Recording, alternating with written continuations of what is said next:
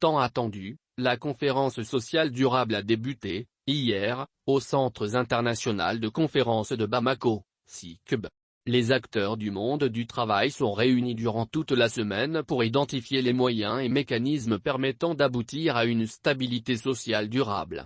L'ouverture travaux a été présidée par le Premier ministre par intérim, le colonel Abdoulaye Maïga. C'était en présence de plusieurs membres du gouvernement, notamment la ministre du Travail, de la fonction publique et du dialogue social, Madame Diawara Paul Diallo. L'Organisation internationale du travail, OIT, ayant apporté son appui technique à la tenue de cette rencontre était représentée par le directeur du bureau au Mali, Frédéric Lapeyre.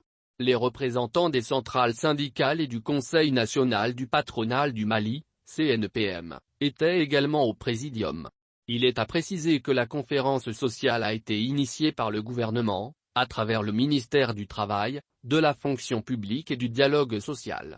Durant les travaux, les participants se pencheront sur 3 thématiques principales, la liberté syndicale et l'exercice du droit de grève, le dialogue social, ainsi que la gestion des carrières et la politique de rémunération.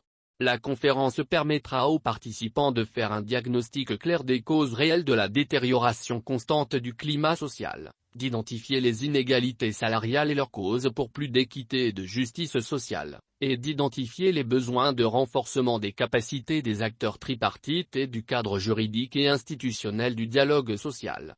La rencontre permettra aussi de favoriser l'élaboration et la signature d'un pacte de stabilité sociale.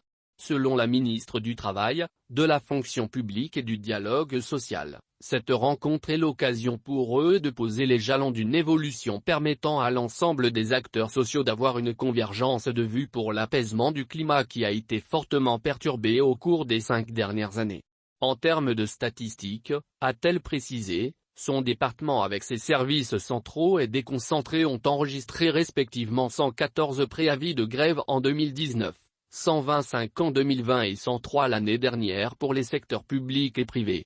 Madame Diawara Paul Diallo a indiqué que ces conflits affectent de plus en plus les secteurs vitaux comme l'éducation, la santé, la justice, le trafic aérien, l'économie nationale et même la sécurité. Le Premier ministre par intérim a rappelé que cette conférence est inscrite dans les priorités du gouvernement à travers l'axe N-4 du plan d'action du gouvernement, PAG. Il a rendu hommage aux organisations syndicales pour leur résilience dans un contexte de crise, à travers l'observation spontanée de la trêve sociale par tous.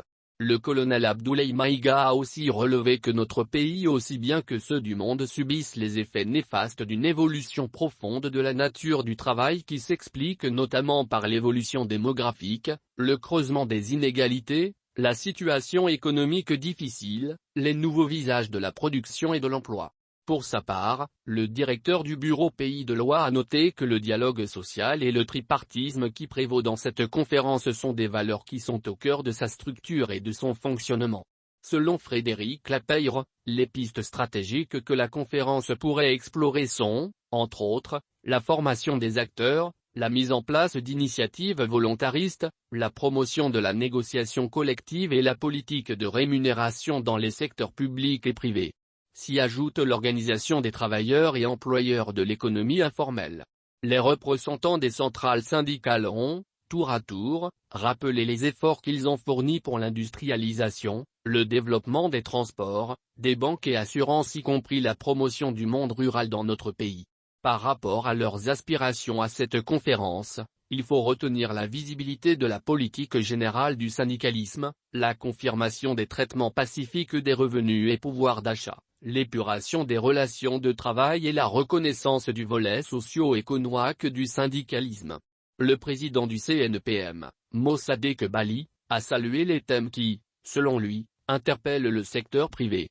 Il a rappelé que son organisation s'est toujours investie dans la promotion d'un climat social apaisé. Après la cérémonie d'ouverture, les participants se sont repartis en groupe de travail, afin de traiter en profondeur les 3 thématiques de la conférence sociale. Des recommandations fortes visant à apaiser le front social sont attendues à la fin des travaux.